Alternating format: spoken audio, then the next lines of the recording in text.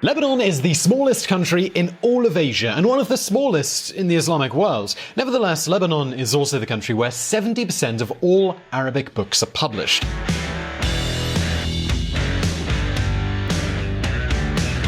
For decades, Beirut was just short of being the Arabic New York City.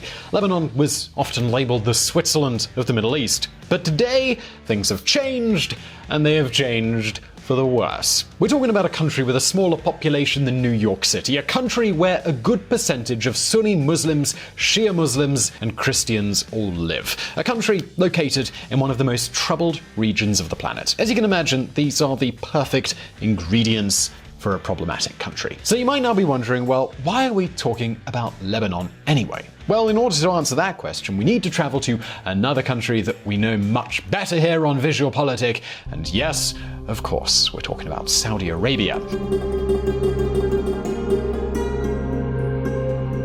As you know, Saudi Arabia is an oil-rich monarchy where human rights are, let's just say, they're human wrongs.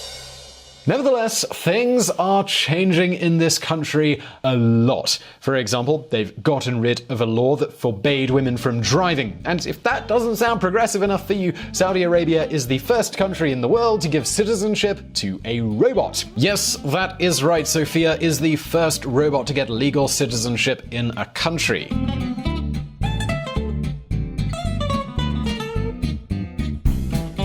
Yes, I know this sounds as funny as it does irrelevant human rights-wise, but, you know, there you go. But this isn't all. The Royal Saudi House plans to spend $500 billion building a city run entirely on green energy. Again, this has nothing to do with democracy or human rights, but it sure is great PR. So, to who do we owe all of this political progress? Well, you can probably guess. Our protagonist today is this man, Prince bin Salman, the Crown Prince of Saudi Arabia. Since the year 2015, he's been considered the ultimate rainmaker in Saudi Arabia, the man in charge of trying to turn an oil-dependent nation into one with a diversified economy. We've talked about this many times on VisualPolitik, and it's called Vision 2030, and it's bin Salman's plan to bring Saudi Arabia into the 21st century, at least when it comes to economics. All of a sudden, this country wants to have its own sovereign wealth fund following the Norwegian model. Today, Saudi cash is flowing into tech companies like Uber and Slack and Lyft. But hold on just a second, because not everything is sunshine and rainbows. As you can imagine, so much modernization is raising criticism among the Saudi political elites, and this is where the modern and progressive bin Salman shows his real face.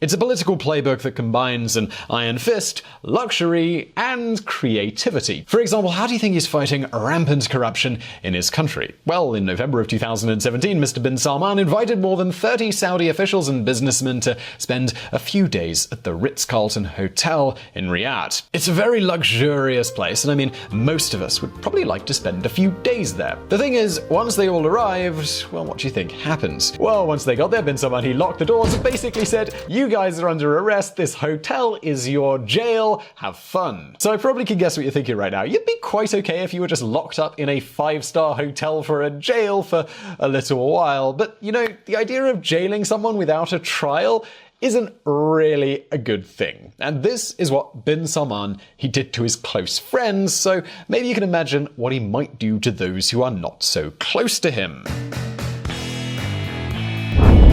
Officials fear Prime Minister of Lebanon, Saad Al-Hariri, has been kidnapped by Saudi Arabia. Yes, you heard that right. I am not pulling your leg. And pay attention, because this story is absolutely priceless. Basically, the Lebanese Prime Minister, Saad Hariri, was visiting bin Salman. So far, so good. Saudi Arabia and Lebanon, they're longtime allies, so it's normal for their leaders to visit each other from time to time. At least this is what Mr. Hariri thought when he was taking a walk in the countryside with his friend, the Saudi Crown Prince. But it turns out that before they met each other, a policeman comes up to Hariri, takes his mobile phone and hands him a resignation letter. This is when bin Salman comes along and says, "Yo, what's up, Hariri? Here's what's gonna happen. You're gonna stand in front of these cameras and you're gonna resign right now as Prime Minister, or I'm just not gonna let you leave Saudi Arabia. You're basically kidnapped, you know, so do what you will. Now, as you might imagine from this, the Lebanese government asked for help from Western diplomats, and after a lot of talking and negotiation, many of those diplomats, they went to Saudi Arabia and they brought the Prime Minister back home. Alright, so okay, all of this happened way back in 2017, and we're recording this video in early 2019. Well, since then, Bin Salman has created even worse scandals. For example, we have the Khashoggi affair. Jamal Khashoggi was a Saudi journalist allegedly assassinated by his government because of his criticism of Bin Salman. But you know this already because it was on the front page of newspapers all around the world. However, as you know, here at VisualPolitik, we like to tell you about the stories that aren't on the front pages. So the question we ask today is, well, what's going on between Saudi Arabia and Lebanon? Why on earth did Bin Salman kidnap the Lebanese Prime Minister? Well, today we're going to answer these questions, but before we do, let's take a look back at the history. The Switzerland of the Middle East. In the year 1943, Lebanon gained independence from France, and from the beginning, Lebanon was one of the few democracies in the area. But not only that, they were also an example of tolerance among different religions. According to their constitution, the president must be Christian, the prime minister must be a Sunni Muslim, and the president of the parliament must be a Shia Muslim. So, with all the major religions having their power quota, they should be happy, right?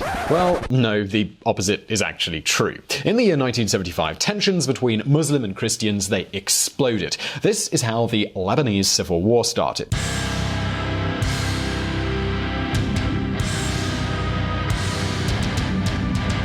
This was a civil war where the Palestine Liberation Front, Muslim fighters, Druze fighters, and Christian groups all fought each other. This is the time when many Lebanese citizens that you might have heard of fled the country. For example, if you're a fan of Nassim Taleb, he was one of those Lebanese that left the country because of the war. And make no mistake, we're not talking about a small war here. In the year 1982, those Palestinians living in Lebanon attacked Israel, and Israel answered those attacks with an invasion.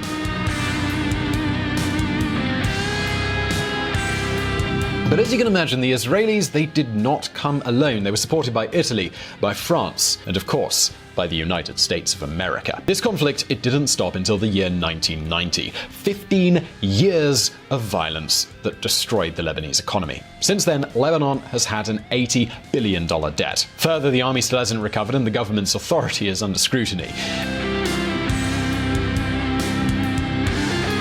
In many ways, we could say that Lebanon is a failed state. The government reaches only 2/3 of the nation, and the rest of the country is immersed in constant conflicts with warlords. And now I'll ask you to guess who Lebanon's main ally is. Of course, it's Saudi Arabia. They are the main power in the area, and they're the ones sending them money and all kinds of aid. But hold on a minute, because as you know, Saudi Arabia is a Sunni Muslim country, and who are the Sunni Muslims' worst enemy? Of course, that's the Shia Muslims. So now we guess who's one of the most important political parties in Lebanon. Well, that's something we're going to explore right now. The Shia warriors. Let's get back to that Lebanese civil war. In the year 1982, a group of Shia clerics created Hezbollah, a terrorist group whose purpose was to kick Israel out of the country and turn Lebanon into a Muslim country. If you've been following VisualPolitik for a long time, you already know that Iran supports any Shia Muslim group. So from the very beginning, Hezbollah was given money and military training from Tehran. This is why, during the 1980s, Hezbollah improved its tactics and became Israel's worst nightmare. In many ways, we could say Hezbollah is a parallel army. They're very well organized, and they've got training that gives them nothing to envy about the Israeli army. Hence, this group survived the Lebanese civil war. In fact, they kept organizing terrorist attacks until the moment when Israel abandoned Lebanon in the year 2000. But the story doesn't stop here.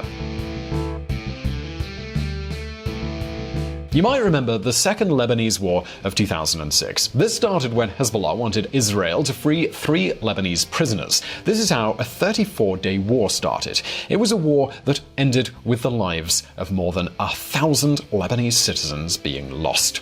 The Western media treated this conflict as just another chapter in the never-ending Arab-Israeli clashes. But within the Arab world, Hezbollah leader Hassan Nasrallah became a rock star, the man who could face Israel and survive.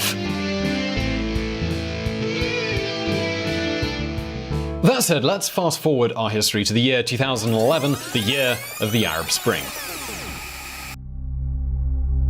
The moment when the Islamic world demanded a change. At first, Hezbollah was a big fan of all the uprisings in countries like Egypt, Libya, and Tunisia. Those countries, they had Arab socialist dictators who were far from friendly with Shia Islam. But oh boy, did things change in Syria. The Syrian president, Bashar al-Assad, is a Shia Muslim, meaning he's an ally of Iran and therefore a good ally of Hezbollah. So suddenly these freedom fighters in Syria became Sunni conspirators in Hezbollah's eyes. And this is why in the year 2012, Hezbollah fighters went to Syria to support their friend al-Assad. This military campaign helped Hezbollah gain a lot of popular support in Lebanon. Meanwhile, Lebanon was arguably in anarchy. For 2 years, they didn't even have a president. You see, there's a golden rule in politics, a rule that you can never ignore. Power does not allow vacuums. So, having no clear power in Lebanon, Hezbollah appeared as the only organized force ready to seize the opportunity. In the year 2016, Lebanon finally had a president, Michel Aoun. Of course, Mr. Aoun was a Christian because, according to the constitution, he had to be. But his political party was a clear ally of Hezbollah. So do you remember Saad Hariri? Well, he was already the prime minister. And if you remember, the Lebanese constitution states that the prime minister must be a Sunni Muslim. Therefore, Mr. Hariri was Sunni Muslim, or in other words, Saudi Arabia's ally in the country, the only person in Lebanese politics who could stop the advance of Hezbollah. But was he really willing to do this? Well, let's just carry on with the story, shall we? Priority list. As you can imagine, if Hezbollah controls Lebanon, Iran will have a lot of sway in the country. And as you can imagine, Saudi Arabia does not like that idea. That's why bin Salman was pressing Al-Hariri to do everything he could to stop Hezbollah. And believe me, there are thousands of ways you can press a Lebanese Prime Minister. For example, more than 250,000 Lebanese people live and work in Saudi Arabia. You just need to deport all of them at once, and all of a sudden the Lebanese economy has a bit of a problem. But not even the threat of this was a problem to Hariri. Just think about it. Lebanon is a country that's gone through 2 fairly recent wars. Their economy's already devastated, and they've got better things to do right now than take care of geopolitical tensions of other countries. And this explains declarations like this one. Hezbollah is in Syria and Iraq and Yemen, so people should not focus on Hezbollah that it's a Lebanese entity only, but something regional. I am the Prime Minister of Lebanon. I'm not going to enter into that regional conflict. All I want is how to safeguard my country. Saad Hariri speaking to Politico. In other words, it means Hariri's position is anything but simple. Yes, his main ally is Saudi Arabia, but on the other hand, he is the Prime Minister of Lebanon. So when words didn't work, bin Salman resorted to rather more extreme measures. Lebanese Prime Minister Al-Hariri kidnapped by Saudis, country's president says. Of course, when you kidnap a prime minister, you know you can't keep him for too long. As we said at the beginning of this video, the international community pressed bin Salman to free Hariri. But when you're the prime minister of a country and your main ally has just kidnapped you, your political capital, it drops to 0. So, well, what happens after that? Well, bin Salman has tried to pretend that nothing happened.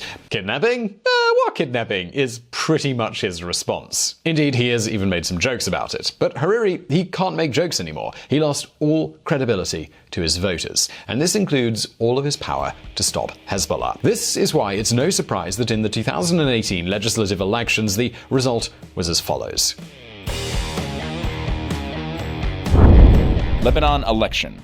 Hezbollah leader declares victory. Yep, you guessed it, Hariri's party has really been hit by the crisis. And Hezbollah, despite not being the main party in the parliament, has gained their strongest position that they've ever had. So now the question becomes, well, what do you think the consequences of this will be for Middle East stability? And even more importantly, how would you feel if you were imprisoned in a 5-star hotel?